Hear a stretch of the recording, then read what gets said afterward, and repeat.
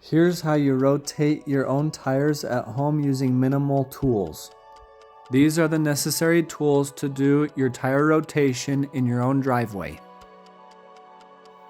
Please follow these basic safety rules to stay safe while you're doing so. First thing is you put your vehicle in park. Second is you block the tires so it can't roll. Then what I like to do is I loosen the lug nuts just a little bit while the vehicle's on the ground, so that way when it's up in the air, I'm not cranking on it with a wrench, which can throw it off of balance. Also, please check the owner's manual to find the right jack points or lift points for your vehicle. Remember to keep the tires in place until it's actually time to do the rotation. And when you're jacking the vehicle up, just go the bare minimum possible until the tires are just off the ground. There's no need to go any higher than that. The first step for me was to jack up the rear differential so that I could slide 2 jack stands underneath the 2 lift points. Then I raised up the jack stands and lowered the jack so that the vehicle was resting on just the jack stands. Next, I moved up to the front and jacked up just 1 tire on the front side.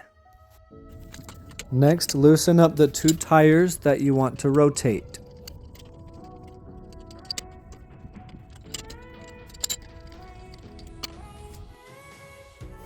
When I do rotations, I like to take the front tires and cross them to the opposite rear position.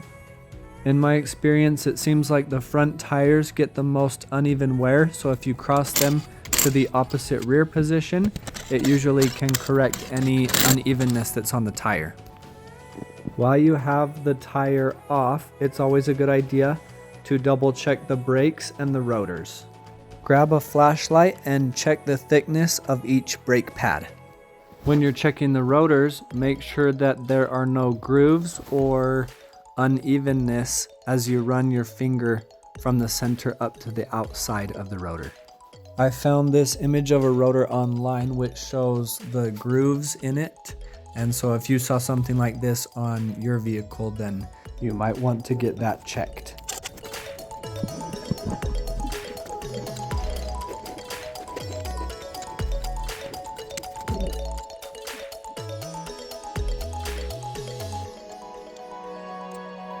Put the tire back on and put all of the lug nuts on snug, and then when they're all on snug, you can lower the jack down until there's a little bit of weight on the tire, and then you get a torque wrench and torque it according to the correct torque specs for your vehicle. And I would just look those up online according to your year, make, and model. The safest and best way to put the tire back on is to tighten the lug nuts in a star pattern.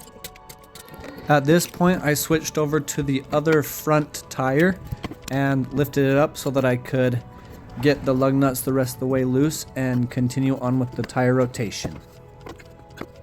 On the handle of the torque wrench, it shows some notches that you can line up with the correct torque specs for your vehicle. Repeat the same thing on the other side, remembering to follow the same procedures that I showed earlier on in this video. After you're done torquing the lug nuts, then remove the jack completely. To lower the back, I did the process in the opposite order, where I put the jack in the middle on the rear differential, lifted it up enough to where I could slide the 2 jack stands out, then lowered it down just enough to where there was a little bit of weight on the back tires, torqued them each to the correct torque specs, and then lowered the jack the rest of the way down. If you saw any uneven tire wear during your rotation, you should check your tire pressure and the alignment. There's a lot of places that will check the alignment for free, and usually a lot of those places will set your air pressure to the correct PSI. Stay safe and thanks for watching.